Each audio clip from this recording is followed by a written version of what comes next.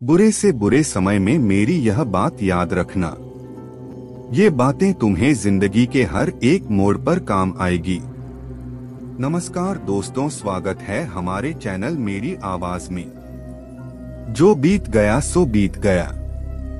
यदि हमसे कोई गलत कार्य हो गया है तो सिर्फ उसी की चिंता में नहीं उलझना चाहिए, बल्कि उसके वर्तमान को सुधारकर अपने भविष्य को संवारना चाहिए। दुनिया की कोई भी चीज कितनी ही कीमती क्यों ना हो, पर भगवान ने आपको जो नींद, शांति और इनसे भी ज्यादा जो जीवन दिया है, उससे ज्यादा कीमती कोई और चीज नहीं। आज हम समझेंगे कि बुरे से बुरे समय में इंसान को क्या करना चाहिए। लेकिन उससे पहले वीडियो को लाइक करके चैनल को सब्सक्राइब जरूर कर ले। अच्छा वक्त उसी का होता है जो किसी का बुरा नहीं सोचते, और ऐसे व्यक्तियों की समस्त प्रकृति भी मदद करती है। अनुभव कहता है कि लोगों को इस बात से कोई मतलब नहीं कि आप खुश हैं। उन्हें बस फर्क इस बात से पड़ता है कि आप उन्हें खुश रखते हैं या नहीं। सिर्फ दिखाने के लिए अच्छा मत बनो। परमात्मा तुम्हें बाहर से नहीं बल्कि अंदर से जानता है। अगर आप बहुत बुरे वक्त से गुजर रहे हैं तो चलते रहिए, रुकिए मत, एक दिन बुरा वक्त जरूर गुजर जाएगा। एक बार राधा ने श्री कृष्ण से पूछा, प्यार का असली मतलब क्या है? तो कृष्ण ने हंसकर कहा, राधे, जहाँ मतलब होता है वहाँ प्यार कहाँ होता है। किसी के बुरे वक्त पर हंसने की गलती मत करना, यह वक्त है। जनाब चेहरे जरूर याद रखता है कि डरकर इससे रोना नहीं। अदमे साहस भरा है तुझमें धीरज, अपना खोना नहीं, उजियारा जग में फिर आएगा। वक्त ही तो है गुजर जाएगा। पोंछ ले गम के आंसू, अपने बीज समझकर बोना नहीं। छोड़ा जिसने साथ तुम्हारा, यादों को उसकी ना नहीं। खुशियों का पल फिर आएगा। वक्त ही तो है गुजर जाएगा। एक बार एक इंसान बहुत दुखी था। वो अपनी जिंदगी में कुछ समय से बहुत सारी मुसीबतों से जूझ रहा था। वह हमेशा सोचता था कि मैं अपनी जिंदगी के लिए, अपने बीवी बच्चों के लिए कुछ नहीं कर पा रहा हूँ। इसके साथ मैंने खुद के लिए भी जिंदगी में कुछ नहीं किया। मैं ऐसी जिंदगी क्यों जी रहा हूँ? कभी कभी लगता है कि जिंदगी और इन सारी मुसीबतों को एक साथ खत्म कर दूं। यह इंसान हमेशा बस इसी तरह से सोचता रहता था। एक दिन वो एक नजदीक के बहुत ही बड़े तपस्वी के पास चला जाता है। वह घने जंगल में बैठे तपस्वी को अपनी सारी हकीकत बता देता है और कहता है, तपस्वी जी, आप तो इतनी साधना करते हो, अपनी तपस्या से आप इसे वास्तविक जिंदगी के हर एक चीज से वाकिफ है। क्या आप मुझे मेरे बुरे वक्त से निकालने का कुछ रास्ता बता सकते हो? मैं 2 वक्त की रोटी कमाने के लिए और एक छोटा सा संसार चलाने के लिए भी नाकामयाब हूँ। मैंने ज्यादा पढ़ाई लिखाई भी नहीं की, मैं एक साधारण सा इंसान हूँ। मुझे कुछ भी करके इस बुरे वक्त से बाहर निकलना है। तपस्वी जी, मुझे एक ऐसा आसान सा मार्ग बताओ जिसकी वजह से मैं फिर से सुकून और खुशी की जिंदगी जीने लगूं। आप बहुत गहरी ज्ञान की बातें बताओगे तो मैं उसे आत्मसात नहीं कर पाऊंगा।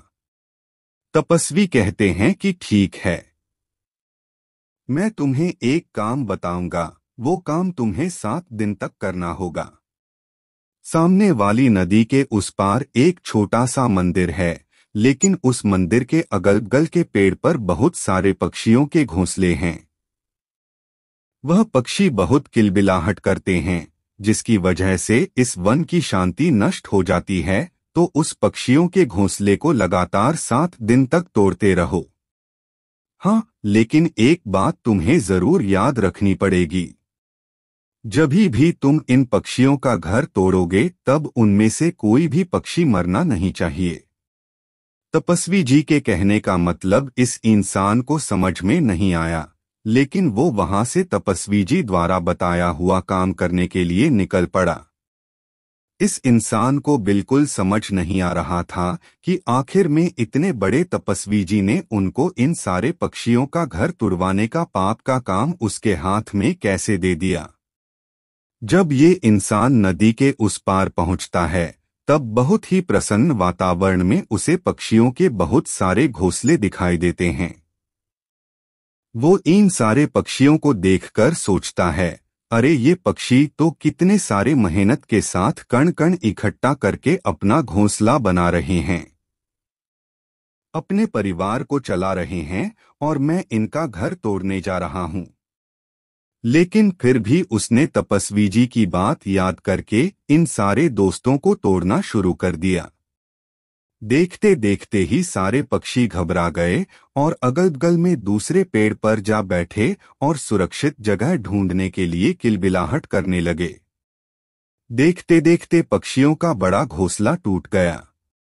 इंसान उन सारे घोंसले को छोड़कर अपने घर लौटने निकला। इस इंसान का मन बहुत दुखी था। वह बहुत उदास नजर आ रहा था। रात में लेटे लेटे वह सोचने लगा कि मैंने तो इन पक्षियों का घोंसला तोड़ दिया। आज इनका पूरा घर टूट गया। जो काम तपस्वी जी ने बताया था वह काम तो मैं पूरा कर चुका हूं, पर अभी वापस जाने से क्या फायदा होगा। दूसरे दिन सुबह इंसान फिर से एक बार इन पक्षियों के घोंसले तोड़ने के लिए नदी पार करके चला गया।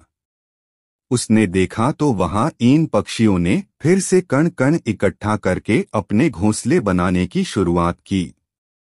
यह दृश्य देखकर उस इंसान के मन में आया, अरे मैंने तो कल इन पक्षियों का घोंसला तोड़ दिया और आज ये फिर से छोटी छोटी चीजें इकट्ठा करके अपना घर बनाने में लगे हैं। यह तो कितने मूर्ख है। और यह देखकर उसको थोड़ा बहुत हंसने को हुआ। लेकिन फिर भी वह तपस्वी जी की बात याद करके उन पक्षियों का घोंसला तोड़ने लगा। देखते देखते फिर सारी पक्षी पहले जैसी अपनी जान बचाने के लिए इधर उधर उड़ने लगे और फिर इस मनुष्य ने लौटने से पहले इन पक्षियों के टूटे हुए घोंसलों पर ठंडा पानी डाल दिया, जिससे ये पक्षी फिर से एक बार घोंसला न बना पाए।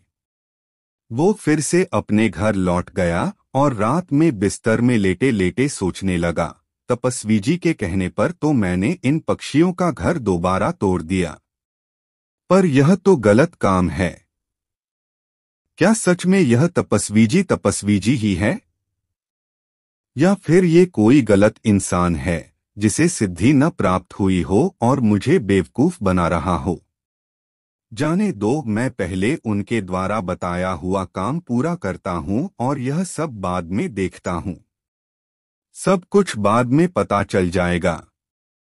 तीसरे दिन सुबह सुबह यह इंसान उठकर नदी पार करके उन पक्षियों के घोंसले की ओर चला और देखता है वहां पर तो उस इंसान को कोई घोंसला नजर ही नहीं आ रहा, ना पक्षी नजर आते।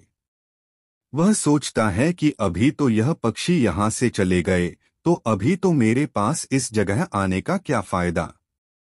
मैं तो अभी उन तपस्वी के पास जाऊंगा और उनको बताऊंगा। यह इंसान सिर्फ मुड़कर नदी पार करके तपस्वी की ओर जाने निकलता है। तभी उसको वहां पर एक नया और बड़ा घोंसला देखने को मिलता है जो इन पक्षियों ने बनाया होता है। यानी यह पक्षी अपने नए घोंसलों को बनाकर वहां पर वास कर रहे हैं। ये देखकर इंसान सोचता है कि शायद तपस्वी जी को पता था। यह पक्षी अपना नया घोंसला दूसरी जगह बनाकर रहने लगते हैं, इसीलिए ही उन्होंने मुझे इन पक्षियों का घोंसला तोड़ने के लिए कहा था। लेकिन ये सारे दृश्य को देखकर यह इंसान कमजोर पड़ जाता है, क्योंकि इंसान भी पहले से ही वक्त का मारा हुआ था। उसको लग रहा था कि शायद हमको इन पक्षियों की मदद करनी चाहिए। इसके अलावा हम तो इन पक्षियों का घर तोड़ रहे हैं, वो इंसान तपस्वी जी द्वारा बताए हुए काम को बस निभा रहा था। वह फिर एक बार इन पक्षियों का नया घोंसला भी तोड़ देता है और वापस लौटने के लिए निकलता है। जब वो अपने घर वापस लौटने के लिए निकलता है तो इस बार पहले से ज्यादा दुखी था। वह सोने से पहले ही सोचने लगा कि मैं इतना बुरा हूं, शायद मैं शैतान बन गया हूं। मैं इन पक्षियों को उनका नया घर तक बसाने नहीं दे रहा। वह चौथे दिन फिर से नदी पार करके इन पक्षियों के नए घोंसले की ओर चला जाता है और फिर देखा तो क्या हुआ, इन पक्षियों ने तो दूसरी जगह अपना एक नया घोंसला बना लिया। वो पहले से ज्यादा ऊर्जा से काम कर रहे हैं। यह देखकर इंसान को लगा यह पक्षी मेरे से कितने छोटे हैं तो भी हार नहीं मान रहे। मैंने कितनी बार इनका घोंसला तहस नहस कर दिया, फिर भी उभरने की कोशिश कर रहे हैं। यह देखकर तपस्वी जी के कहने पर वह एक बार फिर से पक्षियों के बनाए गए घोंसलों को भी तोड़ देता है। और जब वो अपने अहंकार से बाहर आया तब उसे पता चला कि उसके हाथ से कुछ पक्षियों की मौत हो गई। इस बार यह सारा दृश्य देखकर यह इंसान रोते रोते अपने घर वापस लौट गया और फिर वह सोने से पहले सोचने लगा कि मैं इन पक्षियों पर बहुत ज्यादा अत्याचार कर रहा हूं। इससे ज्यादा अत्याचार अभी मैं नहीं कर पाऊंगा। 5वें दिन वो उठकर इन पक्षियों को खाना खिलाने के लिए घास लेकर पहुंच जाता है। इस वक्त इंसान के मन में सारे पक्षियों के लिए प्यार और प्रेम भाव बसा हुआ था। फिर एक बार नदी पार करके उन पक्षियों के घोंसलों की ओर चला। फिर भी उसने देखा कि यह पक्षी फिर से एक बार ज्यादा ऊर्जा के साथ एक नया घोंसला बनाने लगे। उसने उन पक्षियों को खाना खिलाया और अगले 3 दिन तक बिल्कुल ऐसा ही करता रहा। 7 दिन के बाद जब इंसान उन्हीं तपस्वी जी के पास जंगल में पहुंचा और कहता है, तपस्वी जी आपने जैसा बताया था मैंने वैसा ही किया। मैंने उन पक्षियों के घोंसले को एक नहीं बल्कि 4 बार तहस नहस किया, लेकिन मेरे हाथ से गलती हो गई। चौथे दिन उनके घोंसले तहस नहस करते वक्त मेरे हाथ से कुछ पक्षी मर गए। मैंने अपना काम पूरा नहीं किया और मुझे पता है कि आप मुझे वह तरीके नहीं बताओगे जो मुझे मेरे बुरे वक्त से बाहर निकाल सकते हैं। लेकिन मुझे नहीं लगता तपस्वी जी, मैंने कुछ गलत किया है। चलो मैं मेरे घर वापस चला जाता हूँ। मुझे वापस जाने की आज्ञा दो। यह बात सुनकर तपस्वी जी मुस्कुराते हैं और कहते हैं, अरे इंसान, तुझे घर जाने की जल्दी क्यों है? थोड़ा जलपान करो, उसके बाद तुम लौट जाओ। तपस्वी जी इस युवक इंसान के हाथ में पानी का लोटा देते हैं। ये इंसान जलपान करता है और उसके बाद तपस्वी जी इससे पूछते हैं, क्या रे बेटा, तुम उन पक्षियों का घोंसला क्यों तबाह नहीं कर पाए?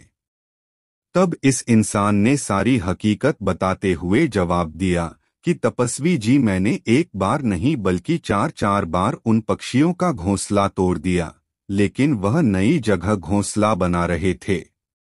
तपस्वी जी कहते हैं, अरे इंसान, तुम उन पक्षियों से कितने विशालकाय हो। जरूर उन पक्षियों से ज्यादा शक्ति है तुम्हारे पास, लेकिन फिर भी तुम उनका घर आखिर तक तोड़ नहीं पाए। मैंने तुमको उन पक्षियों का घर तोड़ने के लिए नहीं भेजा था बल्कि तुम्हें सीखने के लिए भेजा था। तुम्हें जरूर इन चीजों से कुछ ना कुछ सीख मिली होगी। तुम्हारे लिए पहली सीख है, जब तुमने पक्षियों का घोंसला कितनी बार तबाह करने की कोशिश की, लेकिन वह पक्षी तुम्हारी प्रकृति से नहीं टूटे बल्कि वो फिर से उभरकर नया घोंसला बनाने की कोशिश कर रहे थे। जीवन ही कार्यशीलता का नाम है। जीवन ही कर्मशीलता का अर्थ है। इतने छोटे मोटे पक्षी हर रोज टूट कर भी हार नहीं मान रहे, हर दिन नई ऊर्जा के साथ अपना घोंसला बना रहे हैं। लेकिन हम इंसान 1-2 बार ही दुख मिलने पर टूट जाते हैं, हार जाते हैं। इतना ही क्या, हम में से कुछ इंसान दुख मिलने पर, हार मिलने पर जिंदगी को खत्म कर देते हैं। जीवन भी इतना कठिन नहीं है जितना हम सोचते हैं। सच में जीवन ही कर्मशीलता का दूसरा नाम है। मृत्यु अंतिम सत्य है। इसीलिए नौजवान, तुम मृत्यु आने से पहले बस कर्म करो, बाद में तो परम विश्राम को जाना ही है। अभी तुमने इन छोटी पक्षियों से सीख ली होगी। तुमने देखा वो पक्षी बड़े थे, वह कभी हारे नहीं। इतना ही क्या, तुम इन पक्षियों से जरूर विशालकाय थे, लेकिन उनका मन तुम्हारे मन से बड़ा था। बस प्रयास करना ही हमारी हाथ में होता है, और जीवन में हर वक्त प्रयास करना चाहिए। जो हर बार प्रयास करता है उसके सामने प्रकृति भी घुटने टेक देती है। इसी तरह ये दुखी इंसान सुखी इंसान में बदल गया था। दोस्तों, हम आशा करते हैं आपने भी तपस्वी जी के माध्यम से इस कहानी से सीख ली होगी, पर आप भी अपने जीवन के इसी का इस्तेमाल करोगे। हम आशा करते हैं कि आपको यह कहानी पसंद आई होगी। ऐसे ही मोटिवेशनल सुविचारों के लिए हमारी चैनल मेरी आवाज को सब्सक्राइब करें और लाइक, शेयर, कमेंट जरूर करें।